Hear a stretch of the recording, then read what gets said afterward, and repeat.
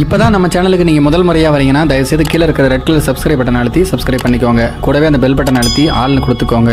அப்போ தான் நம்ம போடுற வீடியோ உங்களுக்கு தினமும் கிடைக்கும். சரி வாங்க இப்போ நம்ம வீடியோக்குள்ளே போகலாம். திருப்பூர் மாவட்டம் தாராபுரத்தை அடுத்த பொன்னிவாடி கிராமத்தை சேர்ந்தவர் 17 வயதான சிறுமி. இவர் மூலனூரை அடுத்த ஏரகாம்பட்டி கிராமத்தை சேர்ந்த 65 வயதான ராஜேந்திரன் என்பவருடைய தோட்டத்தில் கடந்த 2 ஆண்டுகளுக்கு மேல் வேலை செய்து வந்துள்ளார். இந்த நிலைமையில்தான் கடந்த 5 மாதங்களுக்கு மேலாக அந்த சிறுமியை இந்த ராஜேந்திரன் பல தடவை பாலியல் பலாத்காரம் செய்து வந்துள்ளார். கடந்த சில நாட்களாக சிறுமியின் உடலில் மாற்றங்கள் ஏற்பட்டதை அறிந்த இந்த சிறுமியினுடைய தாய் இது பற்றி சிறுமியிடம் விசாரித்த போது ராஜேந்திரன் பாலியல் பலாத்காரம் செய்ததையும் அதன் மூலம் தான் கர்ப்பம் அடைந்துள்ளதையும் தெரிவித்துள்ளார்.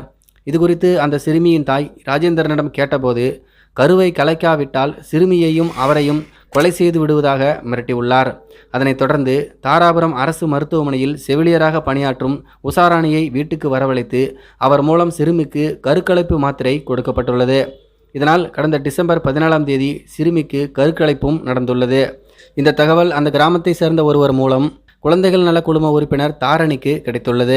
அவர் அளித்த புகாரின் பேரில் தாராபுரம் அனைத்து மகளிர் போலீசார் ராஜேந்திரனையும் கருக்கலைப்புக்கு உதவிய உஷாராணியையும் கைது செய்திருக்கிறார்கள்.